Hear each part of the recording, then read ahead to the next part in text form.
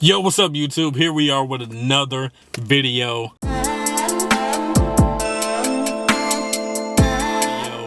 If you guys are new to the channel, I'm KD. Hopefully you guys are having a good one. Now today we're going to get into another story time. Hopefully you guys did check out the video of my other story time, which was the first time that I ever got into a car accident. Plus it was like some water balloon fight stuff that it was just a crazy story. Also, if you guys notice something that's a little bit different, like I don't have my beard anymore. Last video you guys seen, I had a full fucking beard and now I'm naked face. But in today's story time, we're gonna get into a story about how me and some friends tried to go into this haunted mansion. We tried to basically, sneak in, break in the middle of the night. So if you guys don't know, I'm into paranormal stuff. Maybe some of you guys do know because I do some paranormal streams on the channel sometimes, just watching paranormal videos and reacting to them. But I am a fan of paranormal shit. I read about paranormal stuff sometimes. I'm always watching whatever paranormal movies are coming out or like paranormal television shows and stuff. So I live in Los Angeles and there are so many different parts of Los Angeles. If you go further south, there's gonna be this community that's called Palos Verdes. It's actually once you get past a city called Torrance, and it goes up the hill. It's like a big community with like big homes. They have ranches up there. Like fucking Donald Trump had like a golf course up there. So pretty much you have to have a cool amount of money to live in Palos Verdes, right? So back in the day, I used to work at GameStop, and I used to work at a GameStop that was in Torrance, which was pretty much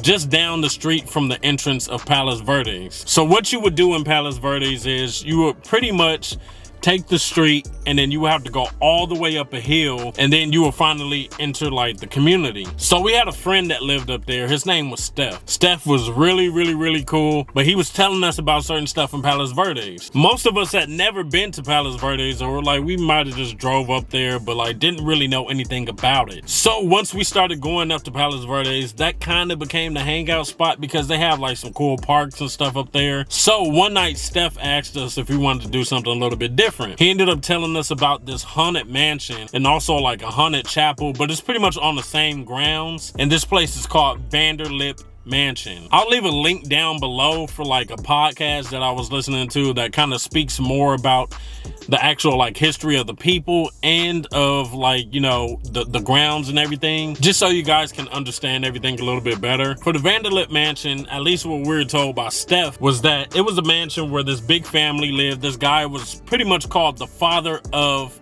Palos Verdes because he was just a big businessman. He actually started Citibank. But yeah, anyway, he was a business person and he had a big family. He came to Palos Verdes. He made this big ass house. Some murders happened. So Steph was telling us that like, yo, you can pretty much go there. And he heard that people have been seeing like ghosts walking past, or you see them in the windows, or you hear like children laughing. Just a lot of creepy shit. Also, there were like rumors that people were being chased by ghost dogs or some shit like that. So of course I thought this was interesting. We had some people that were in our group that were like, should we really do this? But they still came along. So basically we ended up pulling up to Palos Verdes. We go meet with Steph first. And then Steph was pretty much like our guide since we weren't really familiar with everything out there. Then he tells us it's this way that we can take. So if you guys aren't familiar with Palos Verdes, like I said, it's on a hill. But if you're standing somewhere from like maybe Santa Monica Beach or something like that, or like the beach out here, which is like Playa del Rey, or even like Redondo Beach,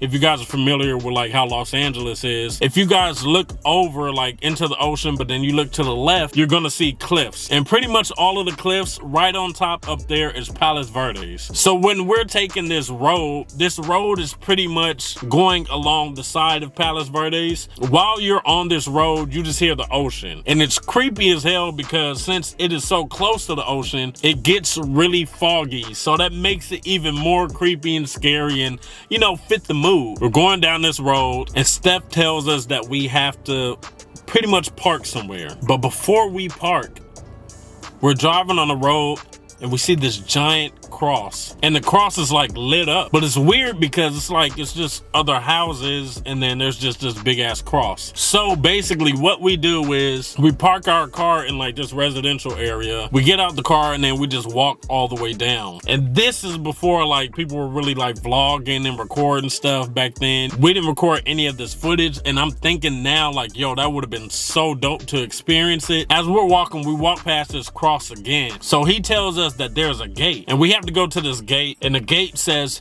no trespassing. Like it has like a bunch of signs on it, but the main one is no trespassing. So the gate has like a opening a little bit, like they have a chain around the gate, but at the same time like you could squeeze through. So that's pretty much what we did. We squeezed through, and then there was really like no lights at all. We're in this dark ass area. We have flashlights and stuff, but we're in like this dark ass, this open area. It looked like somebody was doing construction or something like that. And then there's like this long ass dirt path that they made to go all the way up the hill. So whoever was doing construction, it looked like they just made like some type of hill or something like that and tried to smooth it out so people can walk up there. So we're all walking. It's probably about like, I'd say it's probably like 4 of us. So while we're walking and we're trying to hurry up and get up this hill, we're hearing noises. There's animals and stuff in the bushes. Like I said, it's almost like completely black. If it wasn't for the flashlights, we wouldn't have been able to see anything. While we're trying to hurry up and get up there, we're watching our step because there's no railing either. So if you pretty much fall off, you're falling off this big ass like hill or mountain. Like, dude, you're getting fucked up. While we're trying to get up there, we start noticing that it's not as smooth anymore. So now it feels like you have to kind of climb a little bit. So most of us were like, yo, we're already here. We might as well really try to get to the top. Now, one thing that I did notice was when you looked up the hill, you were able to see like a house or a building or something. And then you kind of seen, it was weird. It looked like it was like lights behind the house, the silhouette of the house. And then you see like the lights from behind it. So we're like, all right, cool. All we got to do is get up this hill. We didn't know what to expect when we got to the top, but we just know that we were on a mission to try to get up there. So once we started noticing that it was kind of hard to get up there, like it seemed like the dirt was soft and it was like starting to crumble, like dirt falling off of the edge. And I remember this dude we were with, something was in the bushes. We had already heard like animals before, right? So we're like, okay, it's just animals or whatever, right? We didn't know what kind of animals. We didn't see any animals, but it's the only explanation at this point. It's like there's animals in like the little bushes along the side or like down below that we're hearing that are running because, you know, we're walking through this area. He hears the noise, right? We all hear the same noise and we all jumped. I'm not gonna lie, we all jumped, but this animal sounded closer and this dude freaked out.